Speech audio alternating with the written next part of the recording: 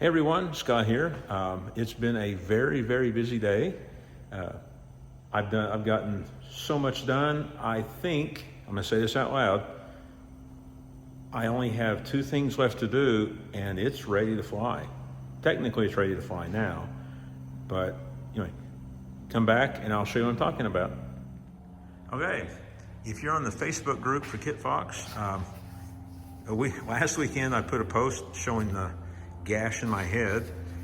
So today I came in, first thing I did is put these noodles on here so I don't slash my head open again. I'm gonna have to get more to finish the other side because I'm certain I'll do it again. Funny thing is, I had these noodles, they were up on the shelf the entire time, I just hadn't put them out. So, first thing I did today was put a new pitot tube on here. This is 3D printed in 2 halves, and then I put the line in between and tried to sand it down smooth as I could. I mean until I got tired and quit and just painted it.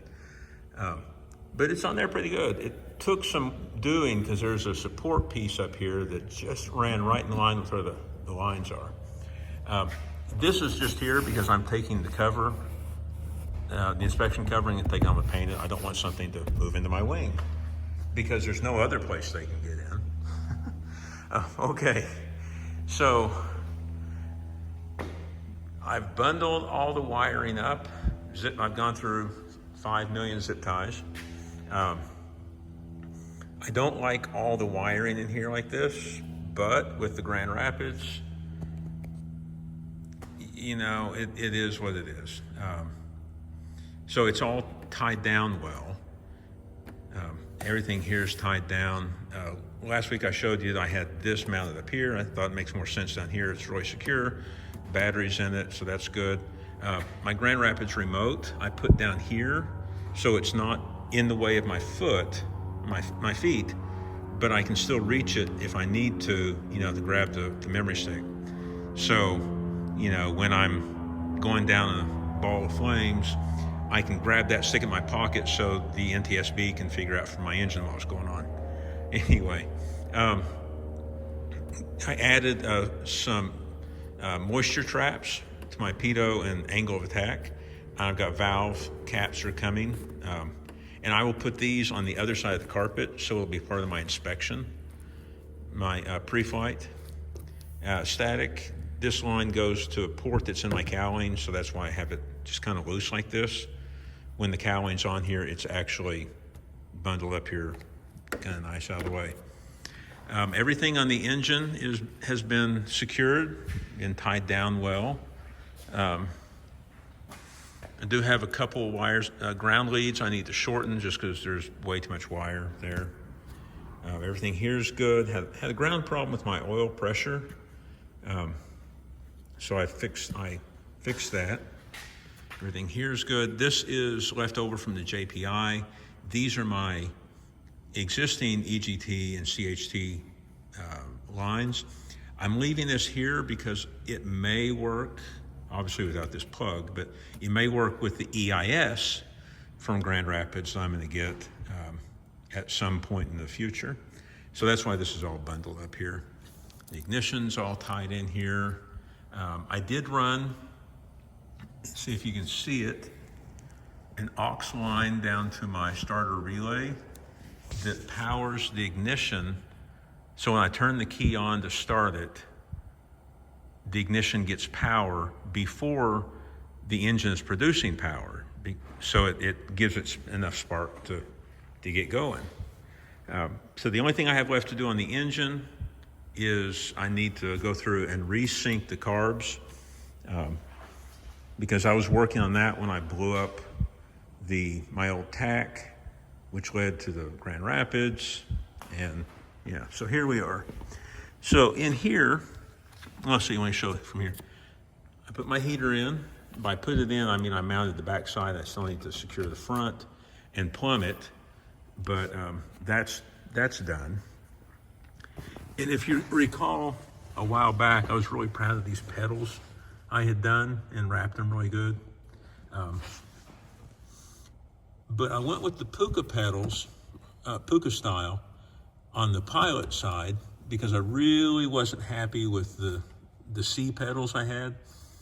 And talking to Kevin, he really, Kevin Palmer, he really stressed that the pedals I had need to be changed. And, it's like, you know what, that's fine. These were not sourced from Kit Fox. They were sourced from a third party. They were actually sourced as something I had to assemble. They work great. They're absolutely wonderful. I've got a pair on mine and a pair my buddy Chris's, Kit Fox. He's really happy with them too. So that's a big win. We're really excited about that. So now I meant to turn the Grand Rapids on. So I'll get that going and show you how that's working out. Okay, so here's the Grand Rapids. Just powered it up. You see my engine light's flashing. That's because I have no oil pressure and very low oil temp. I'm not surprised because, it's not running. So acknowledge those. Engine light goes just to solid, which is nice instead of going off. As I explained last time, I've got this is my aux power to the Grand Rapids. Eventually, the aux power will feed the Grand Rapids and the ignition, secondary ignition power. I'll get to that later. So everything works. I went out and did a run up the other day, and it did great. I so wish I had gone this route instead of that JPI. The JPI works, it just doesn't work for Rotax. And it's just ridiculously complicated, where this is ridiculously simple to install, highly customizable.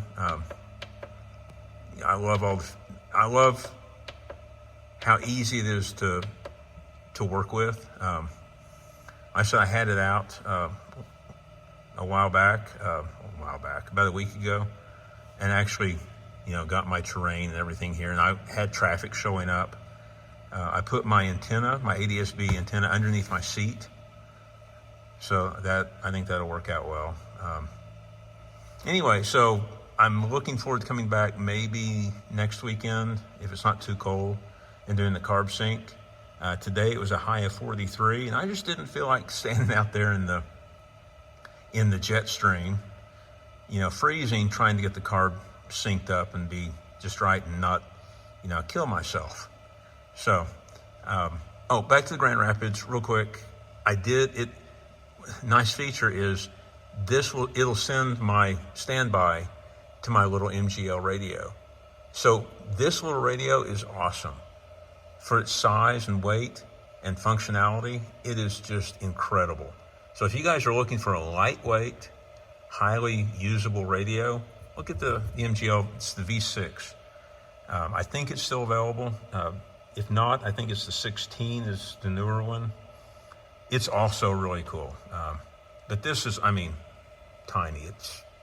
Anyway, so next thing I have to do is I'm going to replace the grips. I've got to solder those up, get them in here, and sync the carbs, and then this bird's ready to fly. So it's only been 1.5 years, and I expect it to be 6 months. So, but it's there. I can't believe I'm to this point. Anyway, stick with me and I'll give you more later. Thanks.